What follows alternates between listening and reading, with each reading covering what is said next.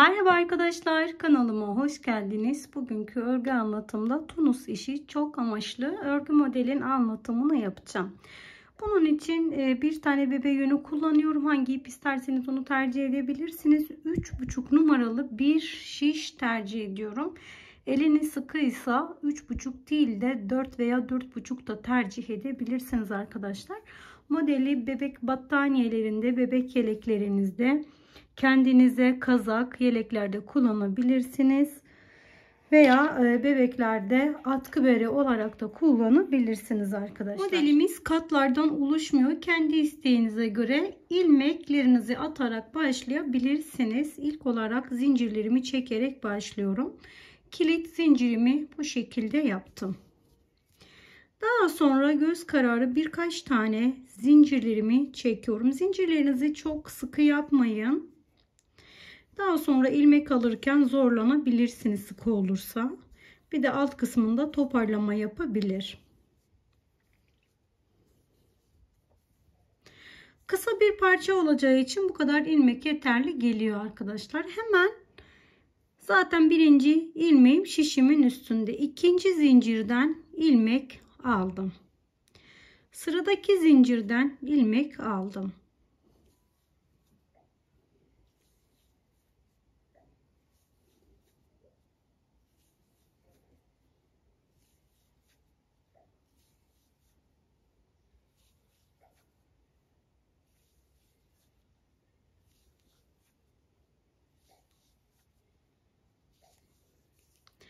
Bütün ilmekleri böyle aldım. Şimdi geri dönme işlemini yapıyorum ve geri dönme işlemini yaparken bütün ilmeklerimi çift olarak alıyorum.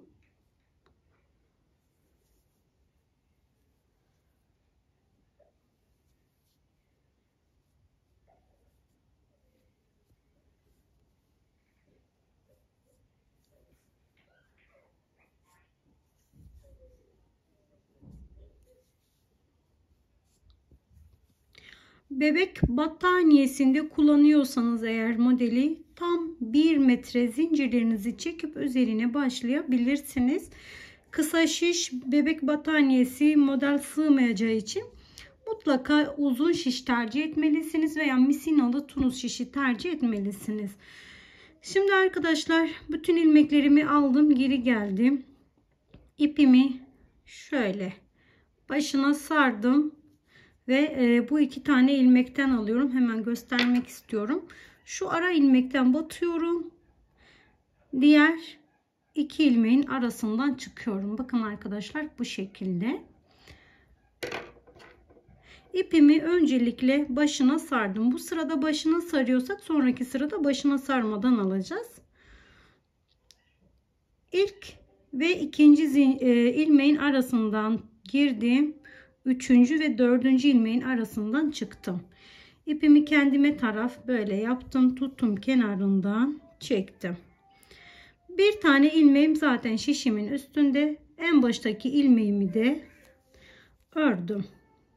Tekrar başına aldım. Öncelikle bu şekilde başına aldım. Daha sonra yine ikisinin ara boşluğundan 2 ilmek ilerisinden çıkıyoruz. İpim benden yana şöyle tutuyorum. Öncelikle ilmeğimi ördüm. Bu ilmeğe değil de hemen bir sonraki ilmeği örüyoruz. Tekrar aynı şekilde başına sardım. 2 ilmek ara boşluğundan batıyorum. 2 ilmek ileriden çıktım. İpim benden yana tutuyorum. İçinden geçtim. En baştaki ilmeğimi ördüm. Sıra sonuna kadar bu işlemi tekrar ediyoruz.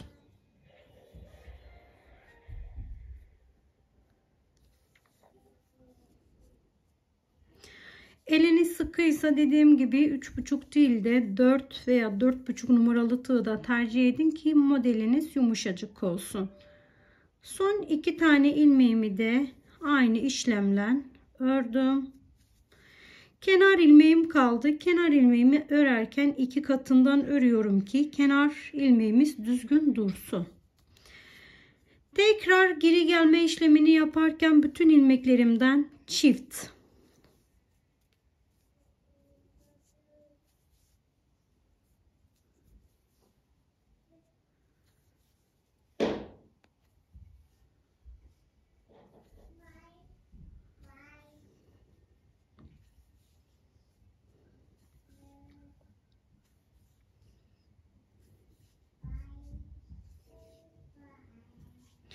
Şimdi modelimizin yerini bir ilmek kaydırıyoruz. Şu iki ilmeğin ara boşluğuna gelecek model. O yüzden öncelikle iki taneyi ördüm. Bir tanesi zaten şişimin üstünde, ikinciyi de ördüm. Bakın model şu ikisinin ara boşluğa denk geliyor. Başına sardım yine aynı şekilde.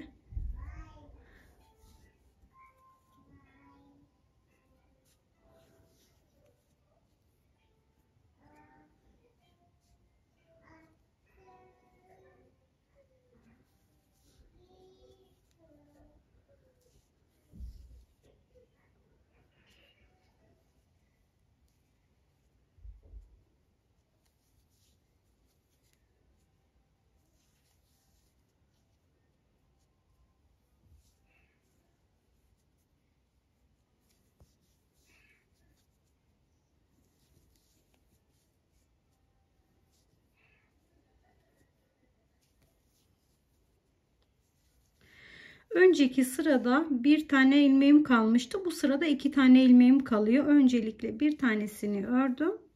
Kenar ilmeğimi iki katından ördüm. Bakın modelimizin yerleri kaymış oldu böylece.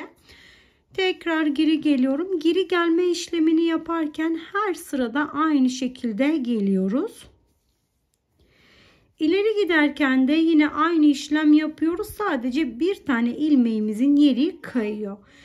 Şimdi ikinci sırada ilmek örerek girdiğim için bu sırada tekrar öncelikle başına sarıyorum. Daha sonra örüyorum. Böylece modelimizin yeri kaymış oluyor. Bakın yeni modelimiz bu ikisinin arasına gelecek.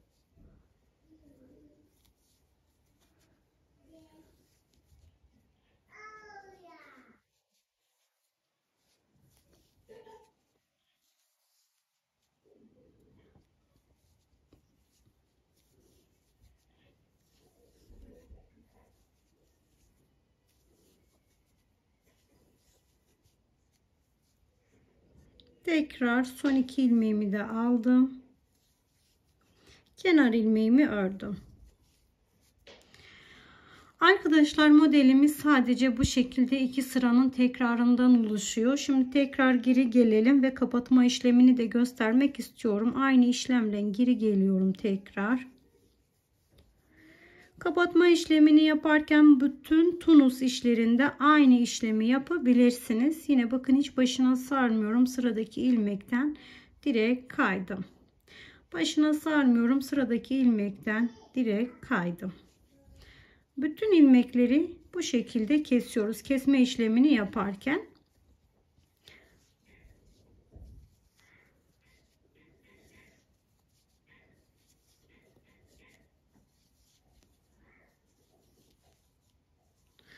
Son ilmeğimizi sık iğne yapıyoruz. Son ilmeğimi aldım ve sık iğne yaptım.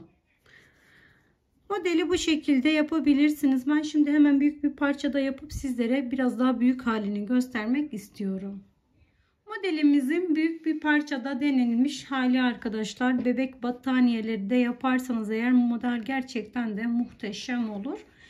Hem rengi çok güzel oldu, hem modeli çok güzel oldu, hem de arka tarafı da bu şekilde haroşa gibi duruyor arkadaşlar.